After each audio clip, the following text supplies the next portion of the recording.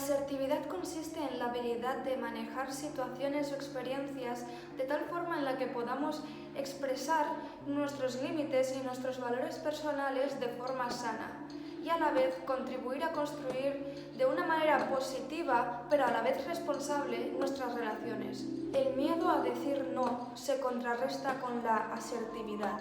¿Pero por qué tenemos miedo a decir no? Este miedo no puede ser otra cosa que el resultado de las primeras experiencias de vida de una persona. Cuando un niño es educado desde el método castigo o recompensa, la mentalidad resultante siempre es la misma. Para conseguir aquello que quiero o deseo, debo acceder a las condiciones que me pongan otras personas, que siempre serán mis figuras de autoridad. Por lo tanto, si no cumplo con estas condiciones, como por ejemplo no querer hacer algo, el resultado siempre será un castigo, y este castigo siempre será no poder saciar cierta necesidad que yo tengo. Por desgracia, aún vivimos en una sociedad donde se considera a los niños como inconscientes de sí mismos y de su alrededor, o que cualquiera de las acciones tomadas hacia un niño pueden pasar totalmente desapercibidas, ya que serán irrelevantes cuando sea adulto. Pero todo esto no tan solo es mentira, sino que además la realidad es totalmente lo contrario. El tipo de dinámicas y relaciones que vive un niño en su infancia se acaba reproduciendo siempre en su edad adulta. Imaginemos que un niño es, por ejemplo, como una cinta de vídeo vacía. Durante los primeros años de su vida, esa cinta se va impregnando de sus primeros recuerdos y experiencias, ya que este niño depende totalmente de su alrededor para la supervivencia. Cuando llega cierta edad en la que el niño empieza a tener la iniciativa para empezar a crear su propia realidad independientemente de sus progenitores, el filtro por el cual observa el mundo y la vida será mediante esta película de sus primeros años de vida.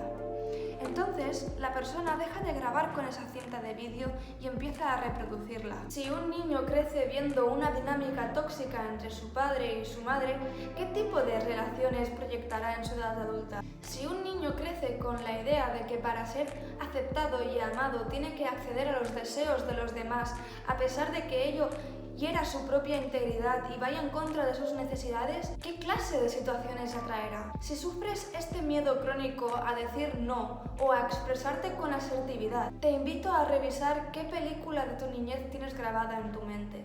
¿En qué momentos decidiste que era cuestión de supervivencia el tener que acceder a cosas que tú no deseabas hacer? ¿Cuándo empezaste a tener esta idea que el no poner límites constituía como resultado el abandono o la muerte? ¿Quizá por miedo a ser castigado? ¿Puede ser que desearas tanto el conseguir algo o el sentirte de cierta manera que tuvieras que acceder a unos límites inadecuados?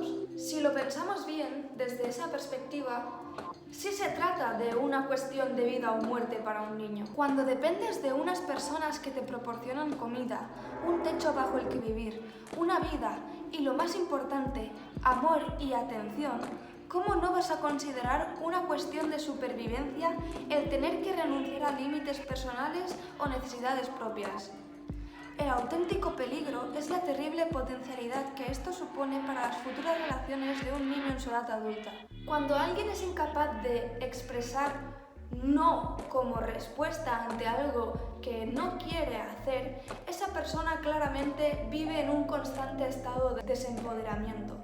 Y la única manera de empoderarse es hacerse uno consciente de que siempre tiene la posibilidad de elegir. Ese desempoderamiento que sientes es una reproducción o proyección del desempoderamiento que sentiste de pequeño al tener que acceder a hacer algo que no querías hacer por el bien de tu supervivencia. Pero recuerda, es una proyección.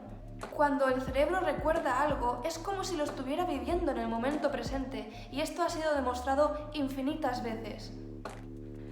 Por eso es importante volver la mente de uno al momento presente y recordarse de que la posibilidad de elección es siempre y tan solamente viable en el aquí y en el ahora. Esa es una buena forma de empoderarse. También vivimos en una sociedad en la que desgraciadamente se estigmatiza emociones como la ira o la frustración o el enfado. Interpretamos esas emociones como inaceptables, ya que para ser considerado una buena persona y para ser visto desde la perspectiva de alguien amable y benevolente, nunca hay que enfadarse o mostrar ira.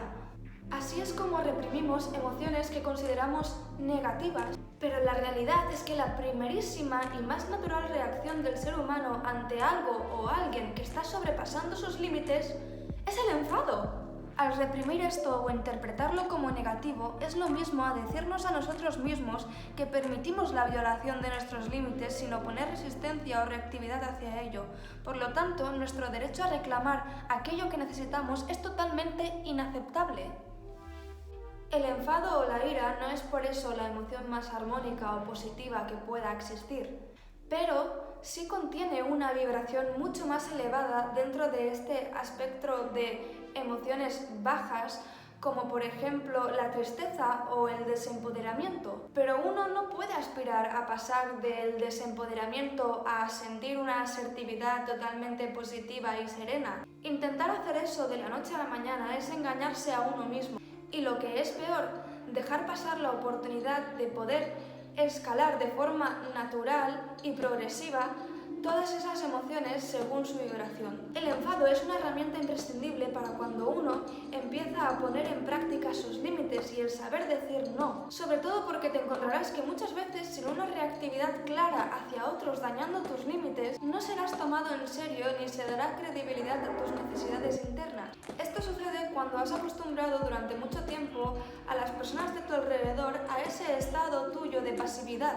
Con el tiempo y la práctica de saber poner límites y saber decir que no, estas emociones de rabia o ira o enfado irán escalando, irán progresivamente naturalizándose en forma de emociones con una vibración mucho más armónica y mucho más elevada. Ahí es cuando podrás empezar a emplear la asertividad y poder marcar esos límites sin la necesidad de tener que acceder a emociones de enfado o de reactividad. Lo importante es poder ir escalando estas emociones hacia una asertividad mucho más armónica, ya que cuando ésta falle o sea violada, siempre habrán estas otras emociones que ya estarán trabajadas como el enfado o la ira, siempre y cuando no se respete tu límite a pesar de comunicarlo de forma asertiva y serena.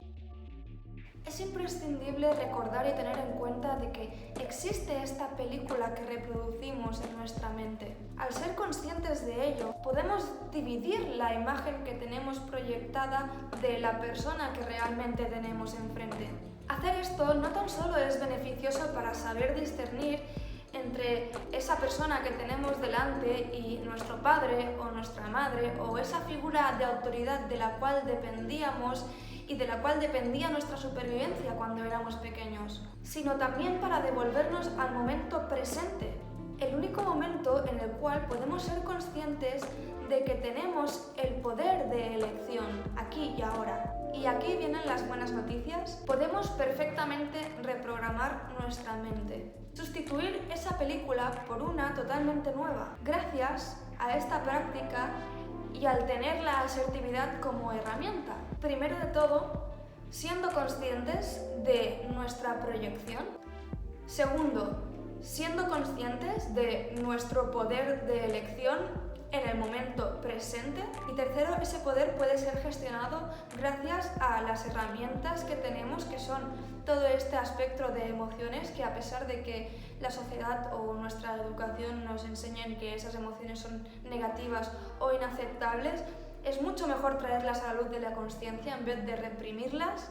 Y lo más importante, recuerda que no eres un bebé, recuerda que ya no eres un niño, recuerda que eres un adulto y por lo tanto cualquier persona que no acepta o que no considere apropiado que tú tengas tus límites y que tú tengas unas herramientas para hacerte responsable de ti mismo y para protegerte de aquello que te hace daño,